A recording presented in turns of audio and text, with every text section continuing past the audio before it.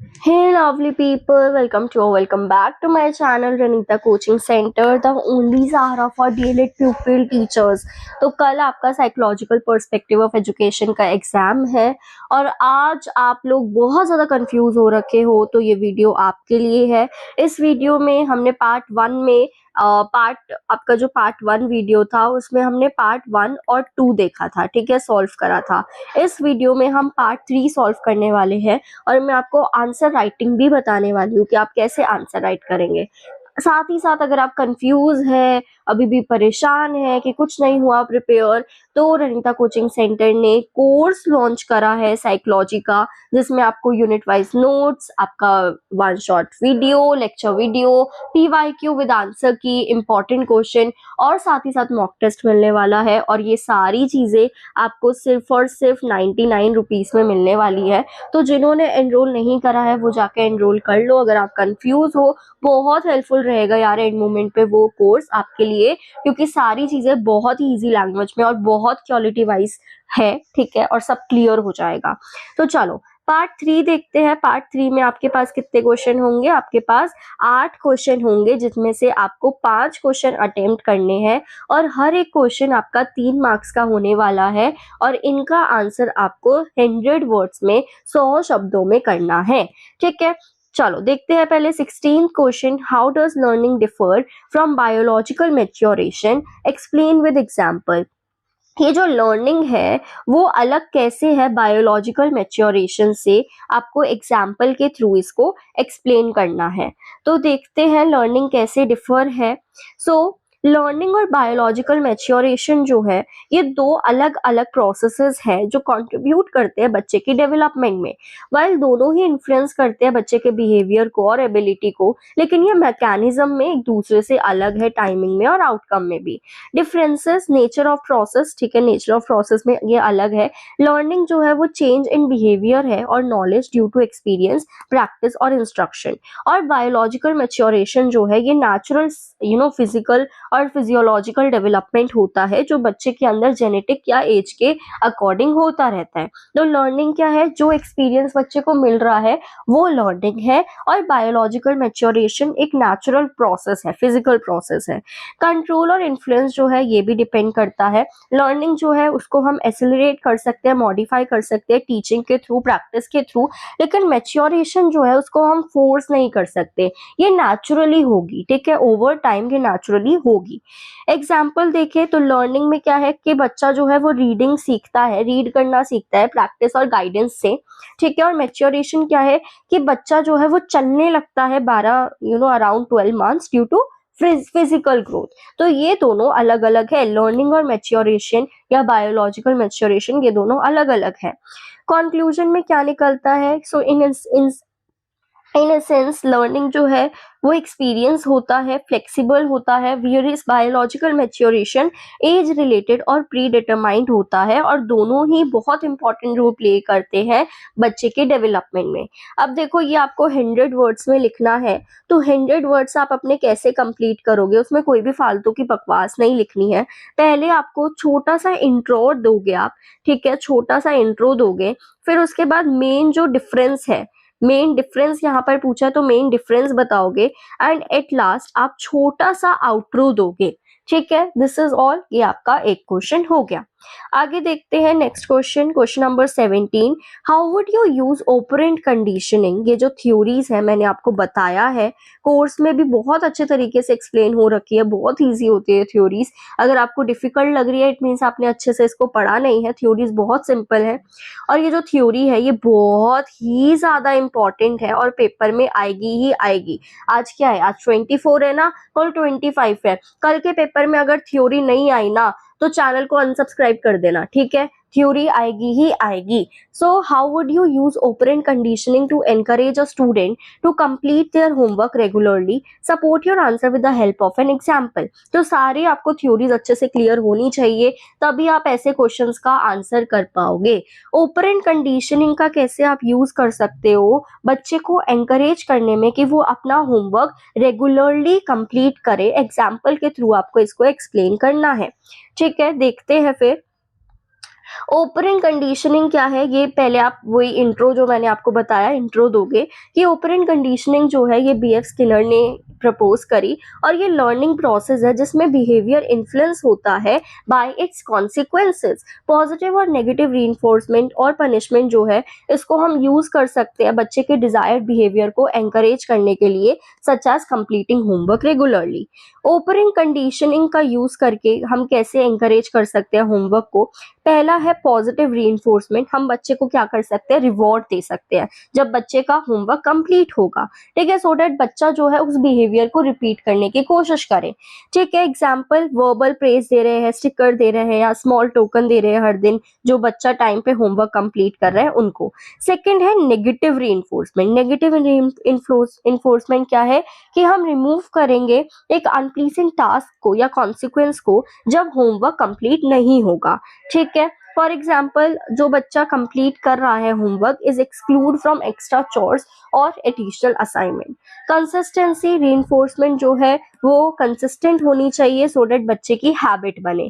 Conclusion में लिखेंगे, ये हो गया मेन पार्ट हमारा। नेक्स्ट लास्ट हम कंक्लूजन छोटा सा लिखेंगे कि by applying operant conditioning teacher जो है वो रेगुलर होमवर्क को शेप कर सकती है थ्रू रिवॉर्ड्स और रिमूवल ऑफ अनडिजायरेबल कॉन्सिक्वेंसेस, जिससे रिस्पॉन्सिबिलिटी प्रमोट होगी और सेल्फ डिसिप्लिन बच्चे के अंदर आएगा। That's it. नेक्स्ट क्वेश्चन आ जाता है हमारा question number 18। What is the role of emotional factors in retention and forgetting, right with the help of example. Emotional factor का क्या रोल है रिटेंशन और फॉरगेटिंग में। फॉरगेटिंग भी आपका, देखो फॉरगेटिंग भी आपका इम्पोर्टेंट रहने वाला है।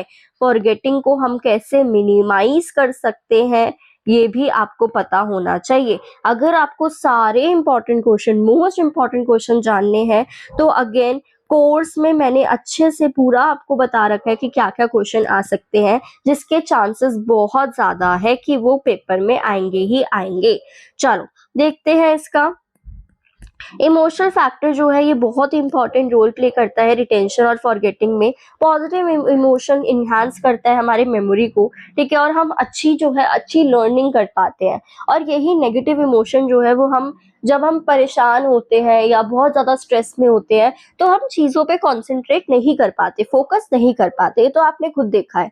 तो इमोशनल फैक्टर का क्या रोल है। पॉजिटिव इमोशन इन्हांस करता है रिटेंशन को। जब बच्चा हैप्पी है, मोटिवेटेड है, इंटरेस्टेड है तो बच्चा ज्यादा अटेंशन दे रहा है और बच्चा ज्यादा चीजों को पकड़ रहा है, याद रख रहा है, जिससे बच्चा बहुत लंबे समय तक उसको याद रख पाएगा।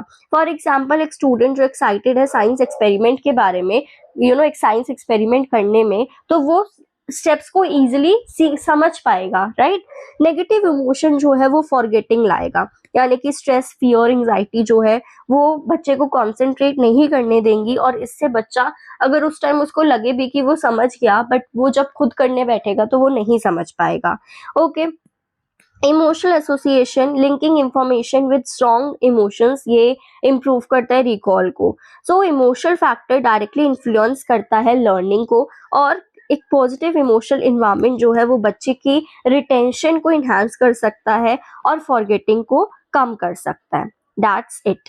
नेक्स्ट आ जाता है question number 19। Irrespective of whether we go to school और नॉट, हम सीखते हैं, चाहे हम स्कूल जाए ना या ना जाए, सब सीखते हैं।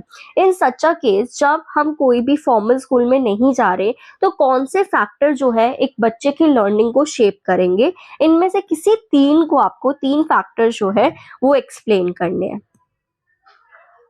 सो देखते हैं। लर्निंग जो है वो लाइफ लॉन्ग प्रोसेस होता है जो स्कूल के अंदर और बाहर दोनों होता है।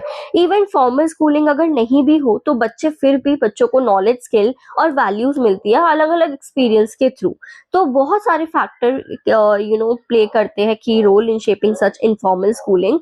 तो कौन कौन से है। सबसे पहले है फैमिली इन्वायरमेंट, कि लोग कैसे, हमारे घर के लोग कैसे, घर के लोग बड़े जो है वो अच्छी हैबिट्स बच्चों को सिखाएंगे तो बच्चा विदाउट स्कूल भी वो वैल्यूज को सीख पाएगा, ठीक है। सेकंड सोशल इंटरेक्शन, कि वो बच्चे जो है वो कैसे मेंबर्स उनके कम्युनिटी मेंबर के साथ कैसे इंटरेक्ट हो रहे हैं, तो वो भी सोशल कम्युनिकेशन और प्रॉब्लम सॉल्विंग में हेल्प करेगा बच्चे के। देन थर्ड है एक्सपीरियंशियल लर्निंग, डायरेक्ट एक्सपीरियंस जो होंगे उनके इन्वायरमेंट, वर्क और हॉबीज के साथ, ये भी उनके नॉलेज एक्विजिशन में कंट्रीब्यूट करेगा। ठीक है।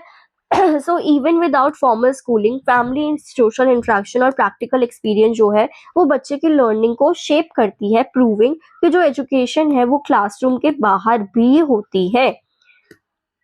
Next question is outline the essential conditions required for appropriate language development of children। कौन कौन से essential condition है जो बच्चे की language development के लिए important है, वो यहाँ पर हमें बताना है। सो लैंग्वेज डेवलपमेंट, पहले वो ही आपको इंट्रो लिखता है कि लैंग्वेज डेवलपमेंट क्रिटिकल एक्सपेक्ट होता है बच्चे की ओवरऑल ग्रोथ के लिए। ठीक है। For children to acquire effective communication skill, कुछ एसेंशियल कंडीशंस होती है। एसेंशियल कंडीशंस क्या है फॉर अप्रोप्रिएट लैंग्वेज डेवलपमेंट? सबसे पहले तो रिच और मीनिंगफुल एक्सप्लोजर होना चाहिए, बच्चे को अलग अलग मीनिंगफुल कॉन्टेक्स्ट के बारे में पता होना चाहिए, जैसे स्टोरी टेलिंग, कन्वर्सेशन, ठीक है, रीडिंग अलाउड, इससे बच्चे की वोकैबुलरी इंप्रूव होगी। ठीक है। सेकंड, हमें इंटरेक्शन के लिए बच्चे को अपॉर्चुनिटी प्रोवाइड करनी है, जैसे हम ग्रुप डिस्कशन करवा रहे हैं।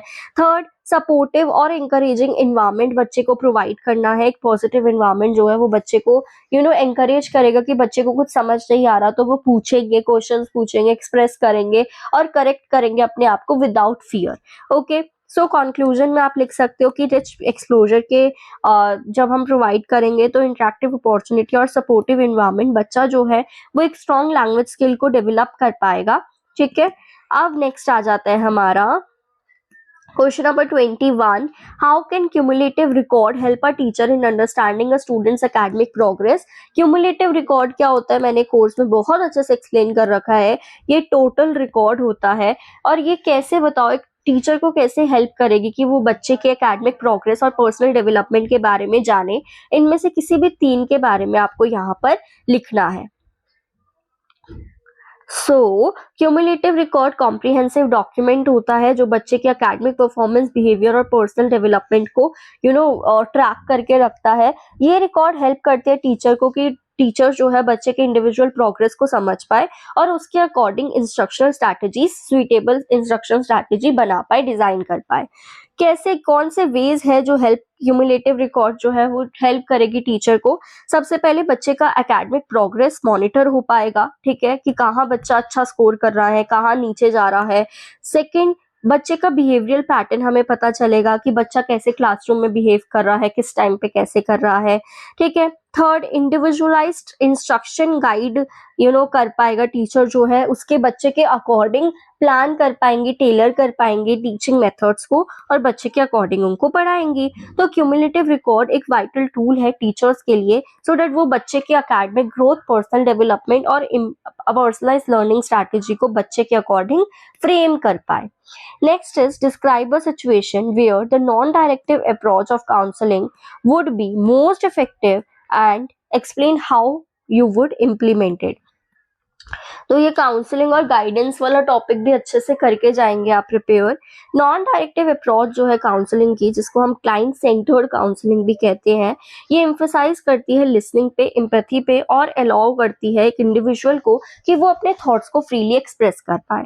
ठीक है। जो काउंसलर है वो गाइडेंस प्रोवाइड करता है विदाउट इम्पोजिंग सॉल्यूशन। ठीक है। ये नहीं बोलता कि आपको यही करना है, वो बस एक गाइडेंस प्रोवाइड कर रहे हैं। तो सिचुएशन एक हमने क्या ली, एक मिडिल स्कूल स्टूडेंट है, वो एंशियस है और डिमोटिवेट हो रहा है पीयर प्रेशर की वजह से और लो सेल्फ एस्टीम की वजह से। ठीक है। इन दिस केस जो नॉन डायरेक्टिव अप्रोच है वो अलाउ करेगी बच्चे को कि वो ओपनली शेयर करे अपनी फीलिंग्स को without the fear of judgement. Okay. Implementation क्या होगा कि एक्टिव लिसनिंग होगी, बच्चा जो है वो बोलेगा, ठीक है, और लिसन अटेंटिवली और patiently to the students concern. Secondly, empathy और रिफ्लेक्शन हमें दिखाना है बच्चे को। ठीक है।